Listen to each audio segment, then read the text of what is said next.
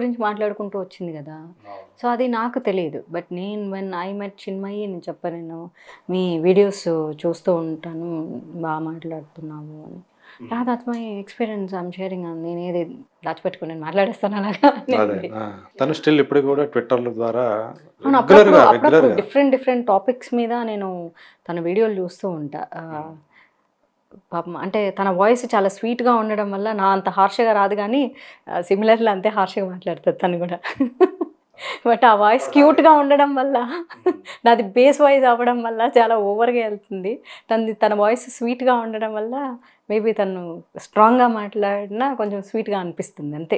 తన యొక్క ఇష్యూ తెలుసా మీకు? అంటే తెలియదా మీకు?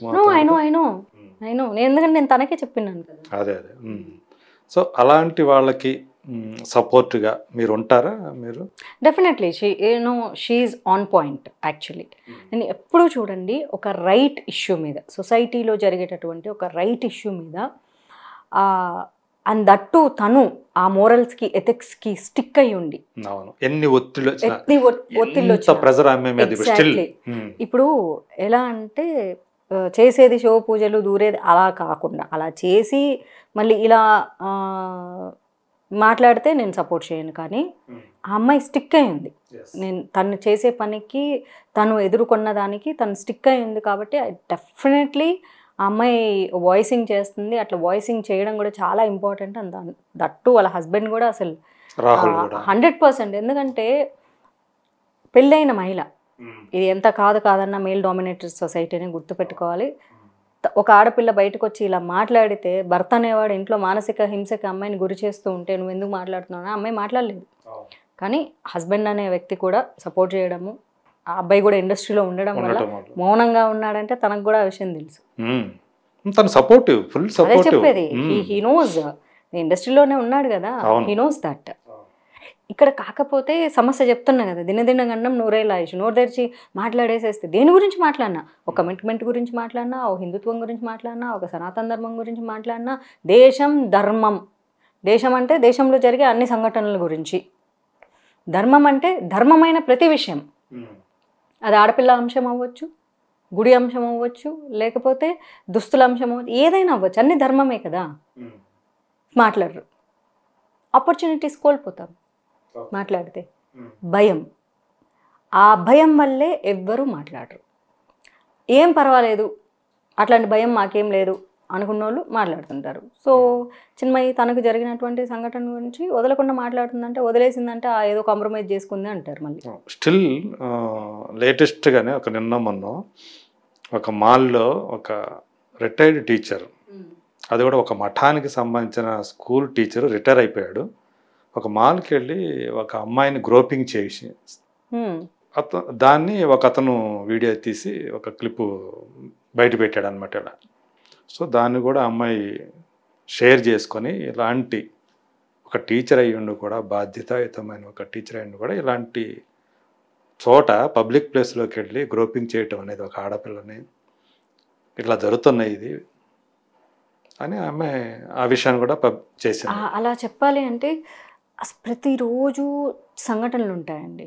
సమస్య ఏంటి ఇక్కడ చెప్పాలంటే, టు బీ ఆనెస్ట్లీ నేను ఒక మాట చెప్తాను, యువత కంటే కూడా 40 దాటిన వాళ్ళే అమ్మాయిల విషయంలో చాలా ఎక్కువ తప్పులు చేస్తారు. యువత అట్లీస్ట్ భయపడతారు, అమ్మో అమ్మాయిని ఏమన్నా అంటే మళ్ళీ కొట్టేస్తారేమో, తిట్టేస్తారేమో, ఆర్డర్ నువ్వు అంటారేమో, కొంచెం ఆ జంకు అన్న ఉంటుంది అబ్బాయిలకి. ఎందుకంటే అది నేను అబ్జర్వ్ చేశాను, నేను కాలేజ్కి వెళ్ళే రోజుల దగ్గర నుంచి.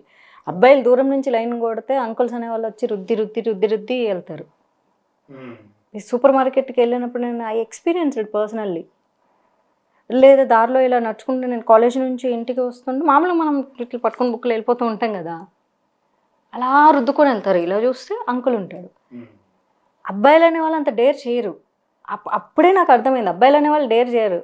అలా అంత దూరం నుంచి అన్న వాళ్ళు చూసుకుంటూ వెళ్తారు, ఏదో కావాలంటే బైక్ వేసుకొని వెళ్ళి 2-3 సార్లు రౌండ్లు కొట్టి అలా అన్నా వెళ్తారు వాళ్ళు.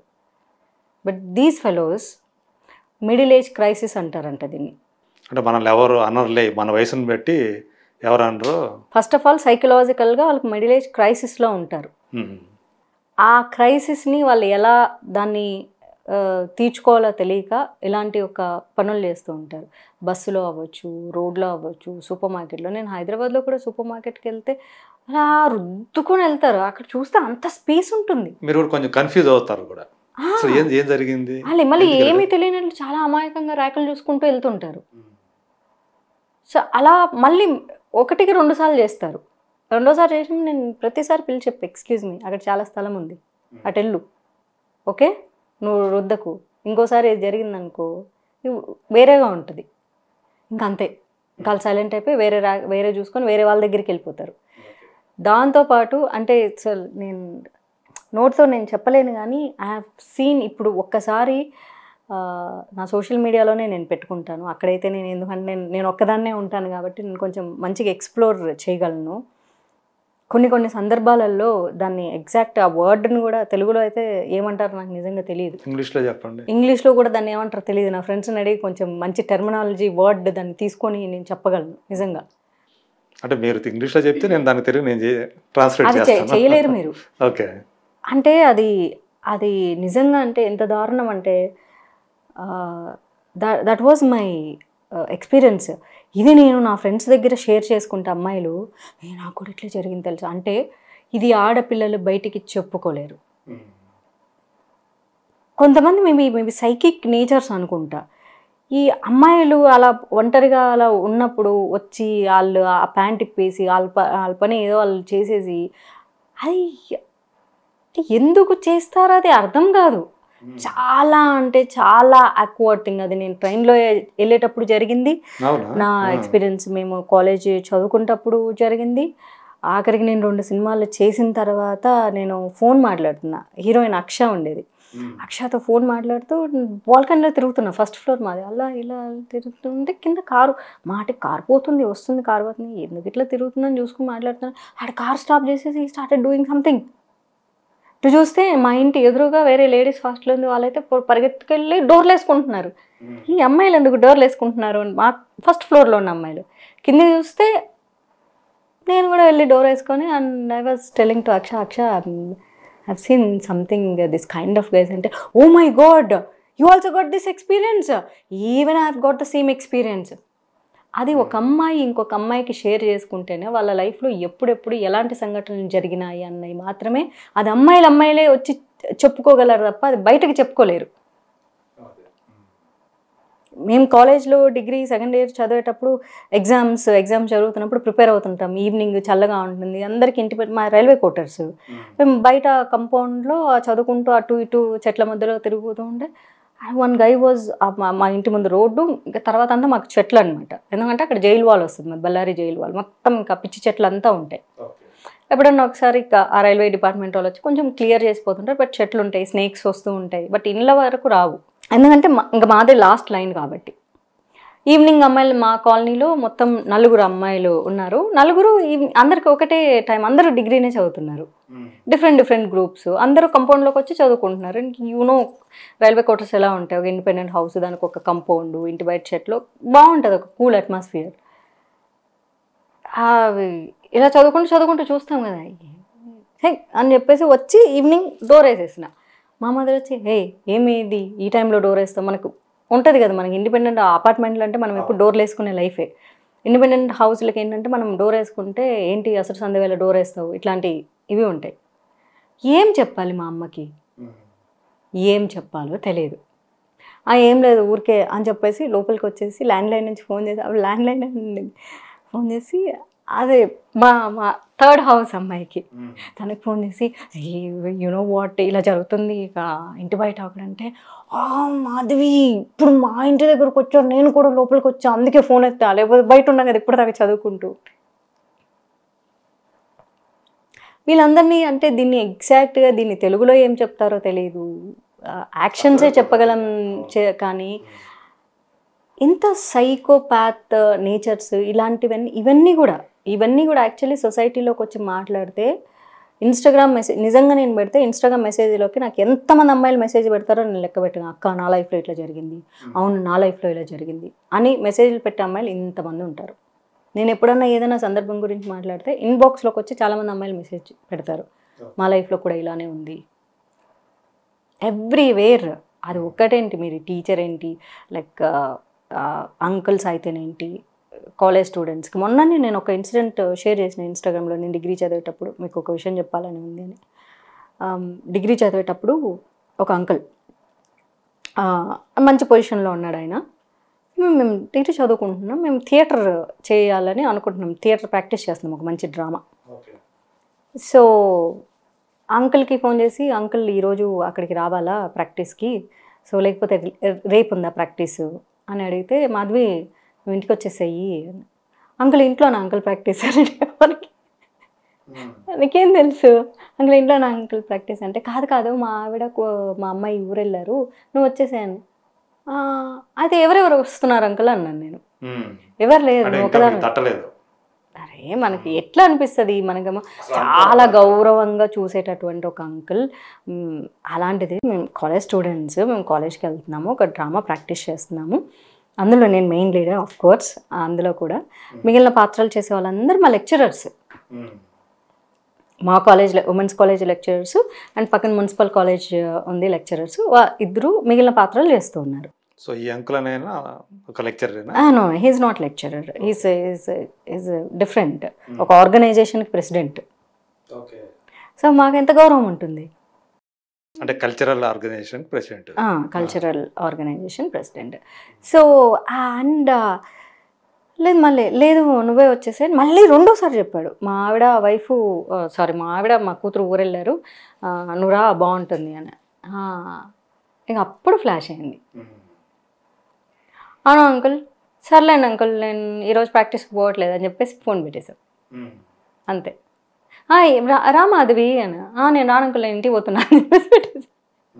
అలా అంతే, మన ఆన్సర్లు వెంటనే ఫట్టు వచ్చేస్తాయి అనమాట. నా కాలేజ్ చెప్పింది ఇంటికి పోతుందని చెప్పేసి ఎక్కడో మన ఎస్టీడీ బూత్ నుంచి ఫోన్ చేశాను.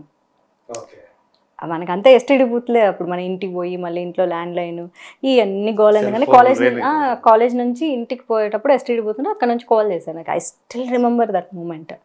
తప్పని ఫోన్ పెట్టేసి నా ఫ్రెండ్స్దే ఆ బూత్, అక్కడ అందరు కూర్చొని మాట్లాడుతున్నారు. ఇంకా నేను కాసేపు కూర్చొని తర్వాత ఇంటికి పోదామని, తెలుసా ఇట్లా అన్నాడు అంకుల్ అని చెప్పేసి అంటే, నేను మంచివాడు అనుకున్నాను అంకుల్ అని మిగిలిన ఫ్రెండ్స్ అందరు, మీరు మంచివాడు అనుకున్నాను, నేను కూడా చాలా మంచివాడు అనుకుంటున్నాను.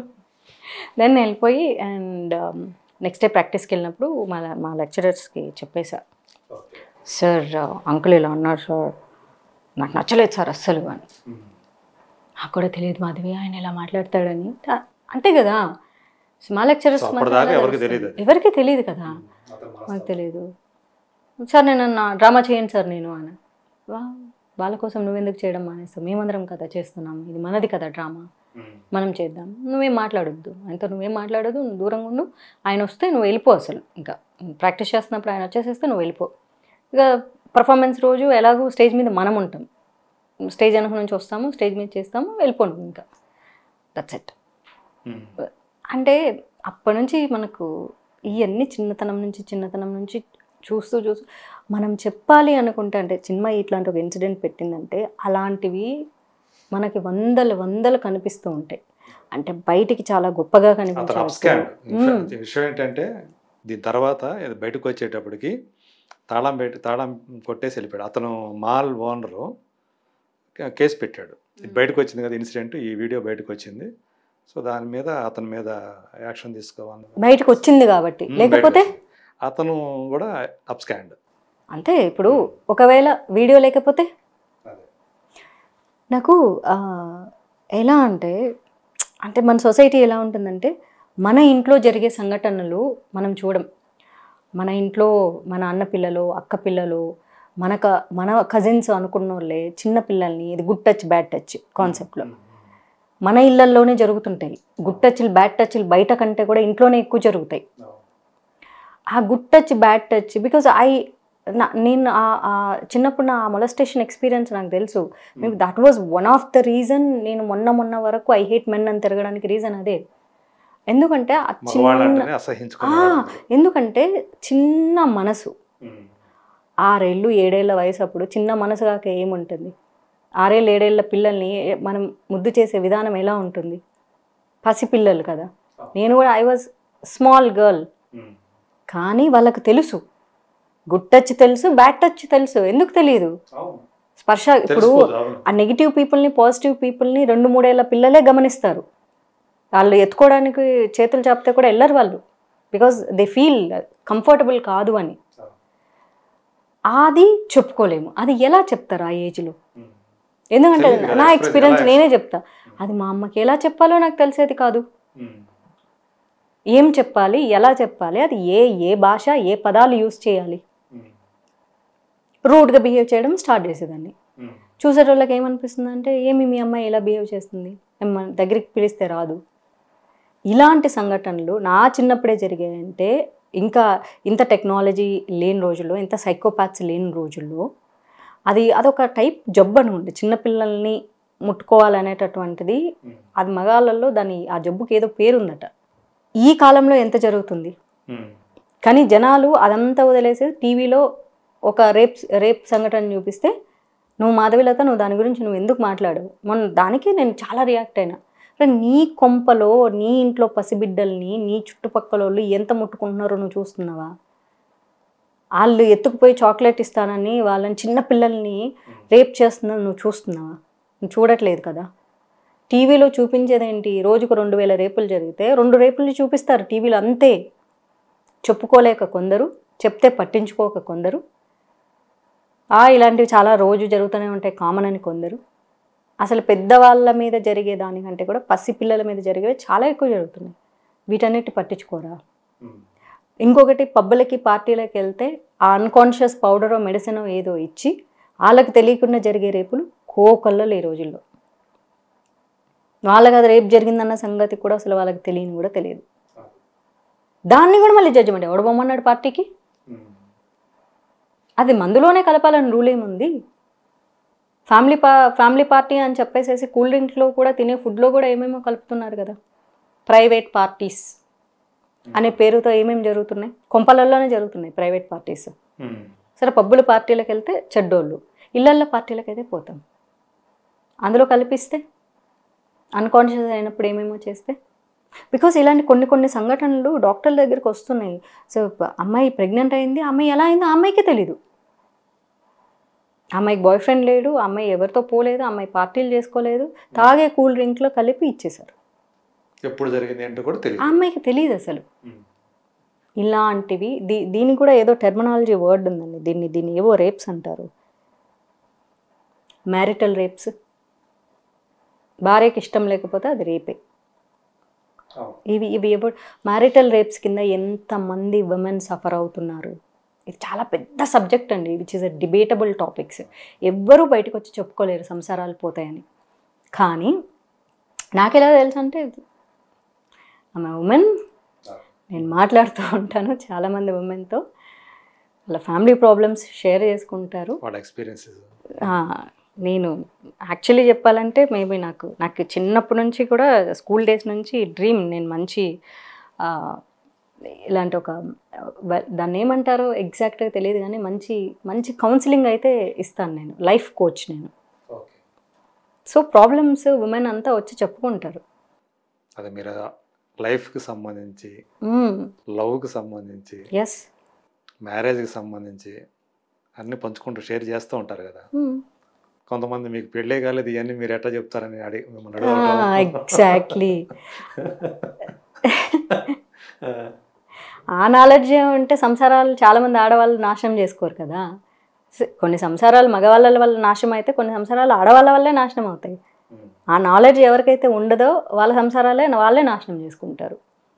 లేదా హస్బెండ్ నాశనం చేస్తూ ఉంటే ఎలా డీల్ చేయాలో నాలెడ్జ్ తెలియదు కాబట్టి నాశనం చేసుకుంటారు. దానికి ఎక్స్పీరియన్స్ ఎందుకు, తెలివితేటలు ఉండాలి కానీ. సరే, ఎంతకీ మాధవిలతకి నచ్చిన మనిషి దొరికారమ్మ, నచ్చిన వాడు? నచ్చిన వాళ్ళ నచ్చడానికి ఏముందిలేండి, లైఫ్ ట్రావెల్లో అప్పుడప్పుడు, అంటే 2 ఏళ్ల క్రితం 3 ఏళ్ల క్రితం ఇంకా నచ్చలేదు, ఎవరు నచ్చిన వాడు దొరకలేదు అన్నారు. అసలు 2-3 ఏళ్ళ నుంచి నేను అసలు థాట్ ప్రాసెస్లోనే కూడా లేను. అదే దానికి ముందు సంగతి చెప్తున్నాను. అంటే నచ్చడం అనేది అప్పుడప్పుడు కొన్ని క్వాలిటీస్ ఎవరిలోనూ నచ్చుతాయి. అరే, ఈ వ్యక్తిలో క్వాలిటీస్ ఉన్నాయి, అబ్జర్వ్ చేద్దాం అనుకునే ప్రాసెస్లో ఆ కొన్ని క్వాలిటీసే బాగుంటాయి తప్ప, ఏదైతే కొన్ని చెప్పింటారో, ఎస్పెషల్లీ నేను బాగా అట్రాక్ట్ అయ్యే క్వాలిటీ ఏంటంటే, నాకు సోషల్ సర్వీస్ అంటే చాలా ఇష్టం అనగానే నాకు ఇంకా అసలు నన్ను ఫస్ట్ అట్రాక్ట్ చేసే పాయింటే అది. మీ వీక్నెస్ అనమాట. నా వీక్నెస్ అది. అక్కడ ఇంకా వెంటనే ఇట్లా ట్రిప్ అయిపోతా, అబ్బా ఎంత మంచి క్వాలిటీ అది, ఇది ఫస్ట్ అట్రాక్ట్ చేసే క్వాలిటీ అది. అఫ్కోర్స్ దానికంటే ముందు respect, the way of respect అదంతా, అంటే ఎప్పుడు ఎవడో కొత్తోడు వచ్చి నాకు అట్లా చెప్పలేరు కదా. నా ఫ్రెండ్ సర్కిల్లోంచి ఎవరో ఒకళ్ళు చెప్తారు, అరే క్వాలిటీ భలే ఉంది, ఇది కదా మనకు కావాల్సిన క్వాలిటీని. సరే ఇంకేమన్నా క్వాలిటీస్ ఉన్నాయి అబ్జర్వ్ చేద్దాం అనే లోపు ఒక 6 నెలల లోపు అదంతా ఫేక్ అని తెలిసిపోతుంది. అసలు వాళ్ళకి సోషల్ సర్వీస్ అన్న కాన్సెప్ట్ నోటితోనే తప్ప వాళ్ళకి చేతల్లో లేదు అన్న విషయం అర్థమైపోతుంది. ఇక అంతే, గాలిపోయినట్టు.